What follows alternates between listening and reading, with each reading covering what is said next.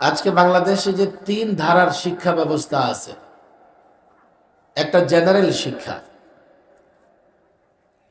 General শিক্ষার কি অবস্থা, এই শিক্ষা সিলেবাস আমাদের সামনে 2 মিনিটের জন্য রাখলেই আমরা বুঝতে পারি। মাদ্রাসা শিক্ষার দুটা ধারা চালু আছে, একটা আলিয়া মাদ্রাসা, একটা কওমি মাদ্রাসা। আমরা যখন রাজশাহীতে যাই, মাদ্রাসা ময়দানে বক্তৃতা করি, তো প্রথম আমার মনে প্রশ্ন আসতো, মাদ্রাসা কোথায়? তো লোকেরা বলে, হুজুর ময়দান আছে, মাদ্রাসা নাই। আলিয়া মাদ্রাসায় এখন মাদ্রাসা নাই, আলিয়াটাই আছে। আলিয়া মাদ্রাসায় পড়াশোনা করে 10 বৎসর পরেও কোরআনে কারিম বিশুদ্ধ করে পড়তে পারে না। আলিয়া মাদ্রাসায় প্রবেশ করলে বোঝা যায় না যে আমি মাদ্রাসায় প্রবেশ করেছি না স্কুলে প্রবেশ করেছি। আলিয়া মাদ্রাসার দায়িত্বশীল ব্যক্তিবর্গ এখন বলছেন যে হুজুর, অনেক আন্দোলন সংগ্রাম করে ফাজেলকে ডিগ্রি আর কামেলকে মাস্টার্সের সম্মান আদায় করেছি, এখন তো মনে হয় ফাজেল আর কামেল বন্ধ হয়ে যাবে। কেন? দাখিল পাশ করার পরে 90 কলেজে ভর্তি হয়ে যায়। যে কজন থাকে ওরা আলেমের পরে ফুললি কলেজ ইউনিভার্সিটিতে ভর্তি হয়। ফাজেলের ক্লাসে হাজিরা খাতায় থাকে 200, ক্লাসে গিয়ে শিক্ষক 10 জন ছাত্র খুঁজে পায় না। এইভাবে যদি চলতে থাকে তো একটা সময় ফাজেল আর কামেল বন্ধ হয়ে যাবে। যেভাবে ব্রিটিশ পিরিয়ডে জুনিয়র মাদ্রাসা ছিল, জুনিয়র মাদ্রাসাগুলো শেষ হয়ে গেছে, আমার ভয় হয় অতি দ্রুত এই আলিয়া মাদ্রাসাগুলো স্কুল কলেজে রূপান্তরিত হবে। দিন শিক্ষার, ইসলাম শিক্ষার এখন একমাত্র প্রতিষ্ঠান মাদারিসে কওমিয়াগুলো। এটাও অনেক ষড়যন্ত্রের মুখোমুখি দাঁড়িয়ে আছে।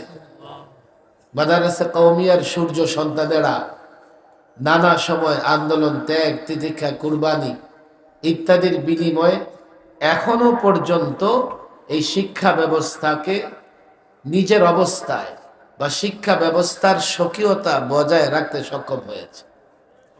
আগামীতে কি হবে এই দায়িত্ব আগামী প্রজন্মের।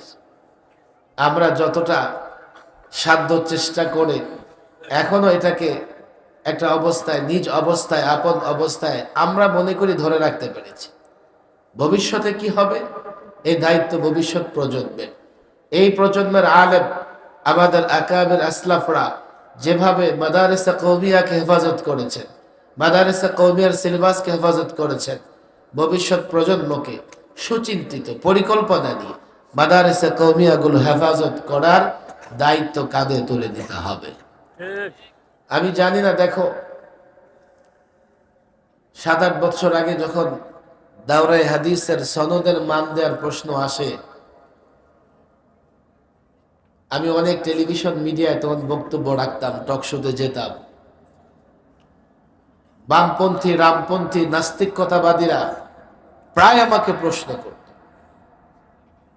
যে মুফতি সাহেব, আগে আপনি এসএসসির সমমান নেন, এইচএসসির সমমান নেন, ডিগ্রি নেন, তারপরে না মাস্টার্সের সমমান নেবেন। আপনারা একবারে লাফ দিয়ে আকাশে উঠতে চান কেন? আপনাদের মাস্টার্সের সনদের প্রয়োজন কি? আমি বলি, আমরা লাফ দিয়ে গাছে উঠতে চাই এমন নয়, আমাদের আগের সনদগুলো আছে, কিন্তু সেগুলো আমাদের মাদ্রাসা বোর্ড দিবে,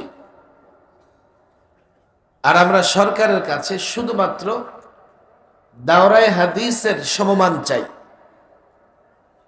তখন আমাদের কোন আলেম সে বিষয়টা বুঝে নাই, বলে হুজুর সবগুলা হলেই তো ভালো। এখন দেখো 7-8 বৎসরে এটা স্পষ্ট হয়ে গেছে, যদি ছেলেরা নাহাবিমির পড়ে কিংবা সরে বেকায়া পড়ে কলেজ, স্কুল, ইউনিভার্সিটিতে ভর্তি হওয়ার সুযোগ পায়, তো আজকে ফাজিলের যে অবস্থা, কামেলের যে অবস্থা, 10 বৎসর পরে মাদারিসে কওমিয়ার একই অবস্থা হয়ে যাবে। আমরা আমাদের ছেলেদেরকে আলেম বানাতে পারবো না, আমরা আমাদের ছেলেদেরকে মাদ্রাসায় ধরে রাখতে পারবো না। আজকালের ছেলেরা যা চিন্তা করে, সবটা চিন্তায় যে আমাদের মতো করে এমন নয়, ছেলেদের অনেক নিজস্ব চিন্তার জায়গাও আছে।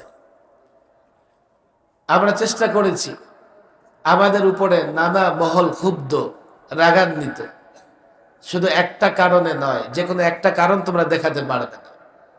কারো মাথায় আঘাত করি নাই, কারো গাড়িও ভাঙচুর করি নাই, কারো জায়গাও দখল করি নাই।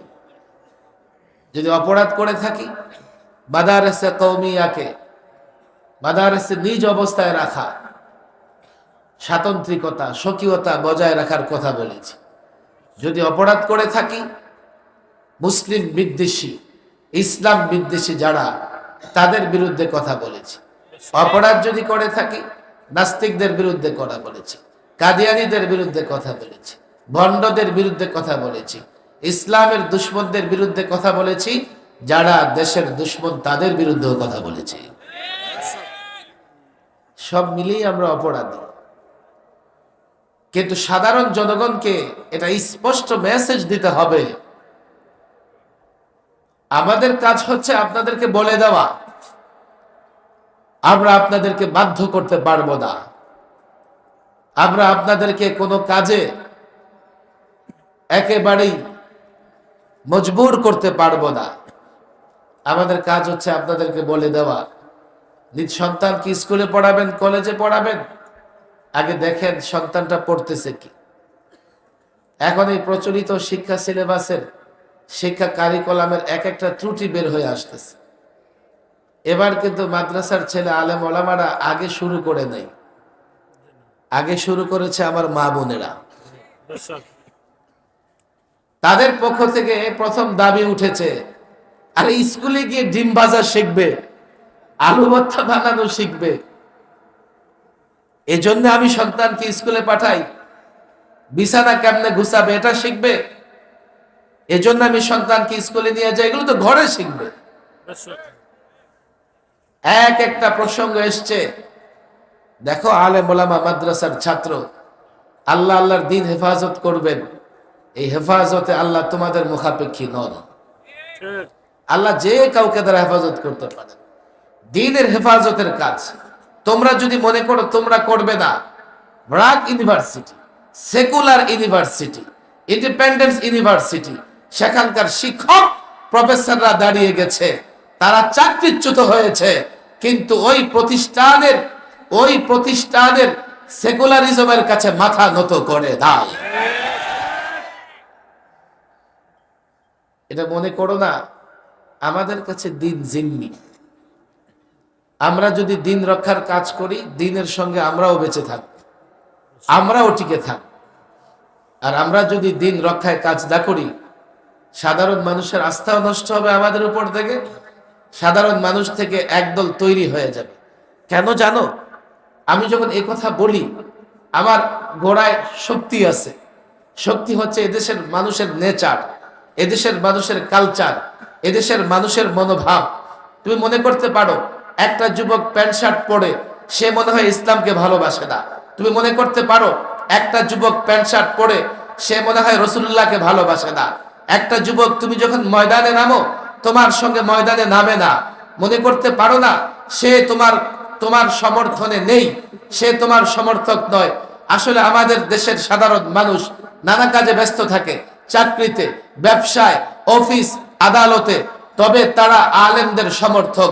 আলেমরা কোনো বিষয়, যৌক্তিক বিষয়, দ্বীনি বিষয় নিয়ে ময়দানে নামলে তারা সমর্থক। আমি বাংলাদেশের ইঞ্চি ইঞ্চি মাটি টাচ করে দেখেছি। প্রতিদিন দেশের এ প্রান্ত থেকে ও প্রান্ত পর্যন্ত সফর করি, যুবকদের সামনে কথা বলি, বৃদ্ধদের সামনে কথা বলি, মুসল্লিদের সামনে কথা বলি, তাদের হাত টাচ করে দেখেছি। প্রত্যেকে ইসলামকে ভালোবাসে, ইসলামকে মহব্বত করে। এটাই আমাদের শক্তি। যে মাটির প্রত্যেকটা যুবক ইসলামকে ভালোবাসে, যে বা যারা সেই মাটি থেকে ইসলামের মূল তুলে ফেলবার চেষ্টা করবে, আল্লাহর কসম এই জমিন থেকে তাদের মূল পাঠানো হয়ে যাবে।